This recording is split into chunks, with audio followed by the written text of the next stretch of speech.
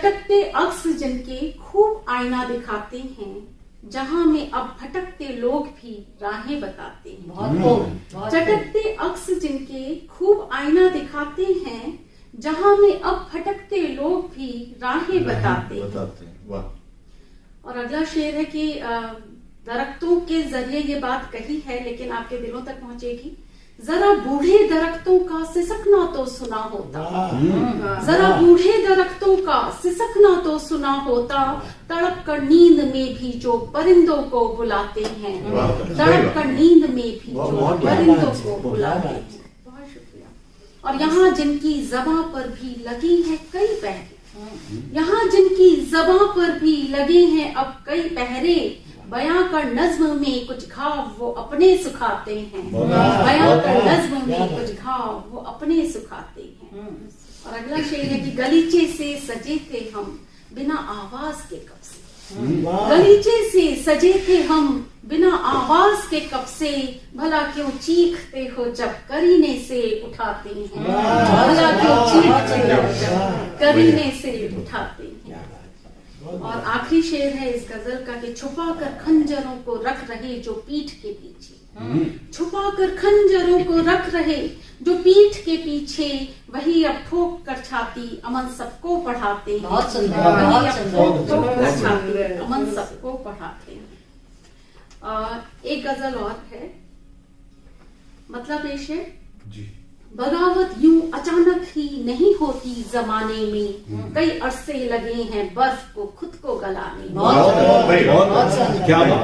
एक बार बगावत यूं अचानक ही नहीं होती जमाने में, कई अरसे लगे हैं बर्फ को खुद को गलाने में।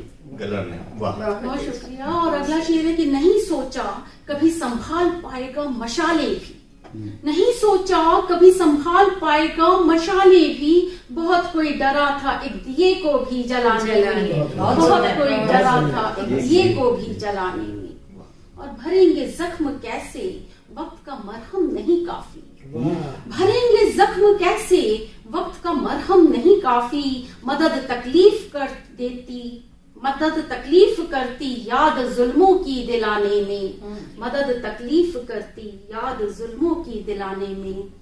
और अगला शेर है कि मिलेंगे राह में उस्ताद भी लाखों यहाँ लेकिन, मिलेंगे राह में उस्ताद भी लाखों यहाँ लेकिन, लगाता कौन अपनी जान किसी को कुछ सिखाने में, लगाता कौन अपनी जान किसी को कुछ सिखाने में।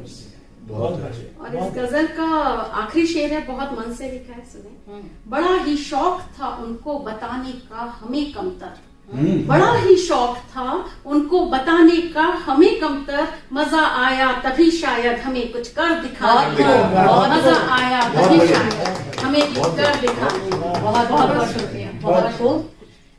निवेदिता जी की इन रचनाओं को पढ़ने के बाद जब मन में एक आवाज आई तो क्या कि अपनी ही आवाज को बेशक कान में रखना, अपनी ही आवाज को बेशक कान में रखना, शहर की खामोशी को भी ध्यान में रखना, कल तारीख खुद को स्वयं दोहराएगी, लेकिन आज के मंजर को भी ध्यान में रखना। निवेदिता जी की इन रचनाओं पर हम जानना चाहेंगे कि हमारे श्रोतावर्ग की क्या प्रतिक्रिया है। तो मैं सबसे पहले पूछना चाहूंगी हमारे रेडियो बूज परिवार के निदेशक श्री मुकेश गंभीर जी से। मोनिका जी, सच बात है, मैं अचंभित हूँ कि ऐसी श्रेष्ठ कवित्री अब तक हमसे क्यों नहीं मिली। कारण ये है कि कटाक्ष का कटाक्ष करती हैं और बातों में इतनी जबरदस्त रेवोल्यूशनरी अप्रोच है कि मेरा ये मानना है कि जैसे कोई पुरानी जड़ों को उखाड़ कर उनको नया रूप देना चाहती हूँ, बहुत सुंदर, इस तरह की इनकी कविताएं हैं। और जीवन का फलसफा भी झलकता है, सिर्फ कविता का स्वाद नहीं, आपको उसमें फिलॉसफी भी समझ आती है। और मेरा ये मानना है कि अगर ये इसी तरीके से आगे बढ़ती रहें तो बहुत खूब कविता कहेंगी, बहुत खूब फिलॉसफी कहेंगी और दर्शन भी जीवन का समझाने में बहुत सहायक। बहुत सुंदर।